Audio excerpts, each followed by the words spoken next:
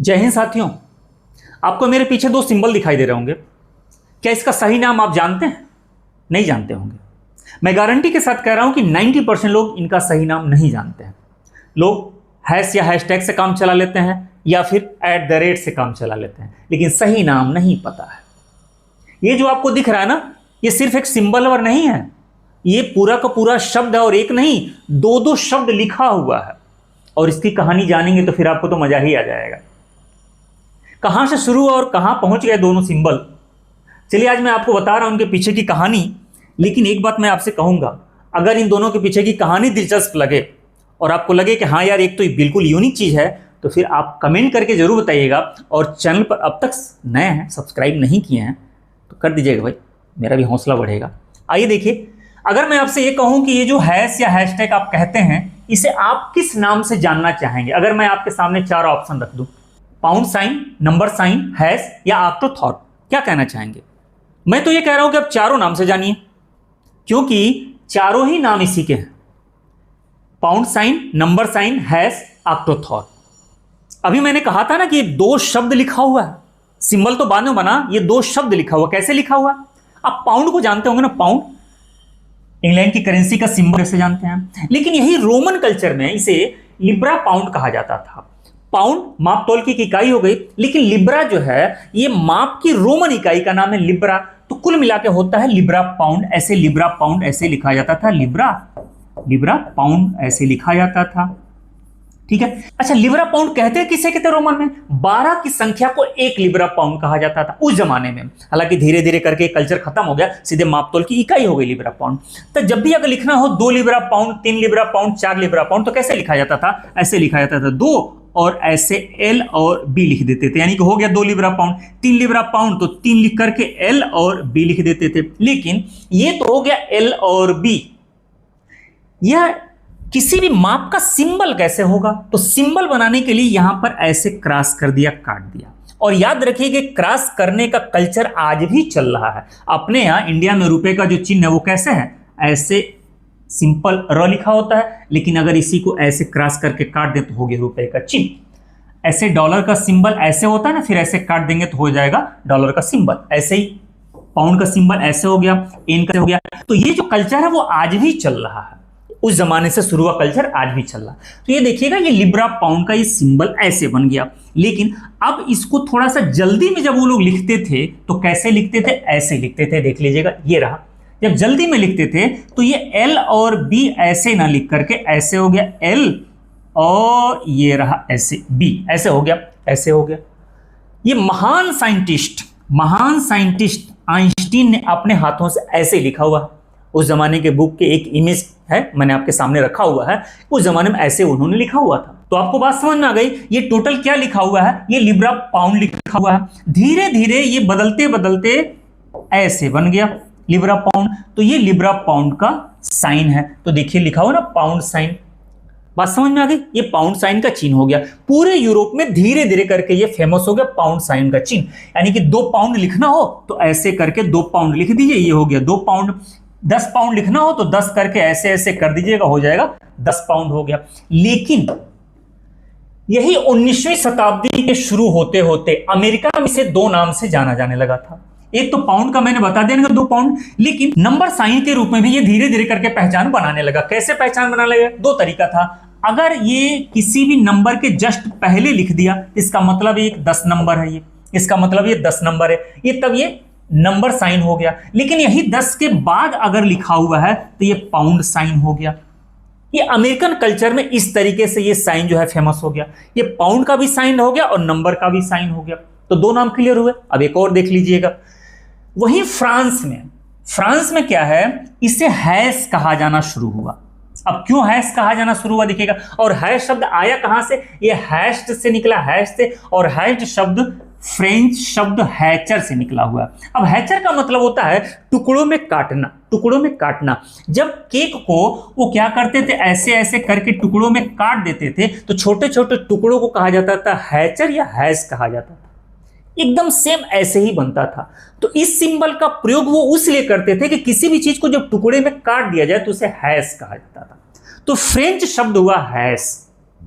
तो जब भी किसी का टुकड़ा करना हो तो वहां पर ऐसे बना दिया जाता था, हो जाता था हैश बता। इसे अनहैश भी कहा जाता है।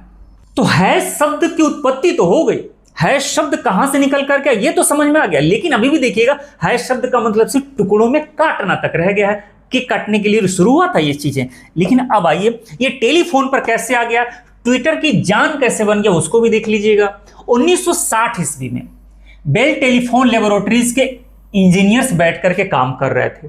किस पर काम कर रहे थे कि भैया ये जो बटन है, ये जीरो वाला बटन है, इस जीरो वाले के बटन के बगल में भी एक आध बटन लगा दिया जाए। टेलीफोन देख लीजिए खूब अच्छे से, किसी जमाने में इस तरीके का टेलीफोन हुआ करता था, यह 1 से लेकर के 9 और फिर उसके बाद यानी कि 0, यानी कुल 10 बटन हुआ करता था। जब थोड़ा सा मॉडर्न टेलीफोन हुआ तो ऐसे बना, लेकिन ऐसे में भी देख लीजिएगा 0 ऐसे ही होता था, उसके दोनों साइड में कुछ भी नहीं होता था। लेकिन जैसे जैसे वक्त बदला तो ऐसा टेलीफोन आया। अब इस टेलीफोन पर एक तरफ स्टार और एक तरफ हैश लगा दिया गया। तो ये 2 बटन जो है लगाने का काम ये कौन कर रहा है, तो बेल टेलीफोन लेबोरेटरीज के इंजीनियर कब कर रहे हैं, 1960 में। अब उनके दिमाग में था कि यार कुछ ऐसा बटन लगाया जाए। अब किस काम के लिए बटन, कि भाई हम पहले कहते थे ना कि डायल करने के बाद से नंबर डायल करके हैश दबाइए, ये कुछ स्पेशल बटन जिसमें आवाज रिकॉर्ड किया जा सके, स्पेशल टैग दिया जा सके, स्पेशल वॉइस मेल भेजा जा सके, कुछ भी इस टाइप का कुछ भी करने के लिए कुछ स्पेशल बटन की खोज हो रही थी। अब उस स्पेशल बटन के लिए इस हैश का प्रयोग किया गया और एक तरफ स्टार का प्रयोग कर दिया गया। तो अब 0 के एक तरफ स्टार लगा दिया और एक तरफ लगा दिया हैश। लेकिन नाम यहां हैश नहीं हुआ, नाम इसका बदल के कर दिया ऑक्टोथॉर्प। इसका नाम क्या रखा, ऑक्टोथॉर्प रखा। अब यहां ऑक्टोथॉर्प का मतलब क्या है सुन लीजिएगा। ऑक्टो का मतलब तो होता है 8, ऑक्टो का मतलब होता है 8, जिसमें 8 कोने दिख रहे हो, देखिएगा 1 2 3 4 5 6 7 8, यानी 8 कोने वाला बटन। अब इसका मतलब यही था कि 8 कोने वाला बटन।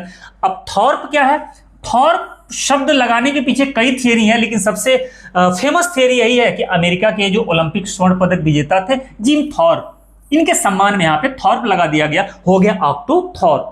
तो ये जो टेलीफोन पर ये बटन आया तो ऑक्टोथॉर्प के नाम से आया। बात समझ में आई। लेकिन अभी भी ट्विटर पर आना बाकी है, अभी हैशटैग होना बाकी है, तो उसको भी देख लीजिएगा। 1988 ईस्वी में पहली बार IRC internet relay chat, America में एक इंटरनेट रिले चैट हुआ करता था, चैटिंग सिस्टम हुआ करता था, उसमें पहली बार ये प्रयोग हुआ। अब क्यों प्रयोग हुआ, किसी खास को टैग करने के लिए। हम 10 लोगों से चैट कर रहे हैं, 10 अलग अलग टॉपिक पे चैट कर रहे हैं, तो किसी एक खास को टैग करना हो, हम स्पेशल इसी टॉपिक पे बात करेंगे, हम स्पेशल इनके लिए बोल रहे हैं, तो उनके नाम के साथ इसी हैश को लगा दिया। अब वो खास बन गया आदमी, यहां से शुरुआत हुआ था और ये काफी फेमस रहा, लेकिन पूरी दुनिया में फेमस नहीं हुआ था। फिर बात आती है ट्विटर की, जो आज के डेट में एक्स हो चुका है ना। 2007 में क्रिस मेसिना, ये अमेरिकी ब्लॉगर हुआ करते थे, इन्हें देख लीजिएगा, इन्होंने सुझाव दिया कि जो ट्विटर है, ट्विटर पे इस हैश का प्रयोग कीजिए। और प्रयोग क्यों कीजिए, दुनिया भर के चैट उस पे हो रहे हैं, दुनिया भर की बातें हो रही हैं, लेकिन उस दुनिया भर की बातों में जिस भी शब्द के इर्द गिर्द पूरा चैट आपका घूम रहा है, उस शब्द के साथ अगर इस हैश को लगा दीजिए तो मान लिया जाएगा कि पूरी बात आपके इसी के इर्द गिर्द हो रही है। यानी खास आदमी को, खास चैट को टैग करने के लिए इस हैश का प्रयोग करने का इन्होंने सुझाव दिया और ट्विटर ने इनका सुझाव मान लिया और हैश लगाना शुरू कर दिया। अब हैश के साथ कोई भी शब्द वहां पर टैग कर दीजिए तो मान लिया जाएगा कि आपका पूरा का पूरा चैट, पूरा का पूरा डिस्कस जो है इसी के इर्द गिर्द घूमता रहता। अच्छा, एक बात और आपको मैं बता दूं, बहुत सारे लोग इसे हैशटैग कहते हैं। ये हैशटैग नहीं है भाई, ये हैशटैग नहीं है, ये सिर्फ है हैश, ये सिर्फ है हैश। हैश वही है, फ्रेंच शब्द से निकला हुआ है, अभी बताया ना थोड़ी देर पहले, हैश ये फ्रेंच शब्द है, लेकिन इसके साथ कोई शब्द जो है टैग कर दीजिए। टैग का मतलब समझ रहे ना, कि मतलब हजारों लोगों में से, हजारों चैट में से किसी एक को टैग करना, तो ये है टैग। ये जो शब्द दिख रहा है ना, इसे टैग कहते हैं और इसे हैश कहते हैं। तो दोनों मिला दिया गया तो हो गया हैश टैग। आप हजारों टॉपिक चैट किए होंगे, अगर इस तरह से आपने कर दिया तो मान लिया जाएगा कि पूरा का पूरा टॉपिक जो है वो इंडिया से रिलेटेड है। फिर बात वही है, जानकारी अगर दिलचस्प लगी हो तो सब्सक्राइब तो कर ही दीजिएगा, कमेंट करके जरूर बताइएगा। अब आइए देखिए इस पे, अब ये देख लीजिएगा, अब इसे हम कहते हैं @ द रेट ऑफ। इसकी भी कहानी बड़ी दिलचस्प है। ये भी शुरुआत रोम से ही हो रहा है। अब रोम के लोग क्या करते थे उस जमाने में, जब कोई सामान खरीदने जाते थे तो मान लिया अगर सामान खरीदा 10 आम खरीद लिया, और कितने का खरीदा? खरीदा 5 रुपए का। तो उस जमाने के लोग लिखते क्या थे? ऐसे लिखते थे कि 10 आम को लिखते थे एट द रेट ऑफ 5, ऐसे लिखते थे, यानी कि 10 आम 5 रुपए का। लेकिन धीरे धीरे ये बहुत लंबा चौड़ा होता चला गया, तो इसको शॉर्ट में कैसे कर दिया? कर दिया ऐसे 10, ऐसे ये रहा 5। अब ये एट द रेट ऑफ का एक शॉर्ट फॉर्म था, लेकिन इसका मतलब ये था कि 10 आम 5 रुपए में। अगर 50 आम खरीदे हैं 10 रुपए में तो ऐसे लिख दिया कि 50 आम 10 रुपए में। ये देख लीजिएगा, ये 15वीं शताब्दी का एक पेज है यूरोप का, इस पे ऐसे ही लिखा हुआ है, एट द रेट ऑफ का एक सिंबल है। लेकिन मकसद क्या है, इसका मतलब क्या है, अर्थ क्या है, वो मैंने बता दिया ना कि इसका मतलब सिर्फ यह है कि इतना सामान इतने रुपए का मिलेगा या मिलता है, तो ये एट द रेट ऑफ हो गया। लेकिन ये ईमेल की जान कैसे बना? अब सामान खरीदने का एक सिंबल ये ईमेल में बाकायदा फिक्स कैसे हो गया? सिर्फ आज के डेट में ईमेल ही क्यों, पूरे सोशल मीडिया पे ये फैला हुआ है सिंबल है एट द रेट ऑफ। आइए देख लीजिए, वो भी मैं बता दूं। अब ये जो एट द रेट ऑफ नाम तो वही है, एट द रेट ऑफ मूल्य, आज भी वही मूल्य, लेकिन आज उसका मतलब और मकसद बदल गया है। तो देख लीजिएगा, 1971 में अमेरिकी कंप्यूटर इंजीनियर थे रे टॉमलिंसन, अभी काम कर रहे थे ईमेल सिस्टम पर। किसके लिए?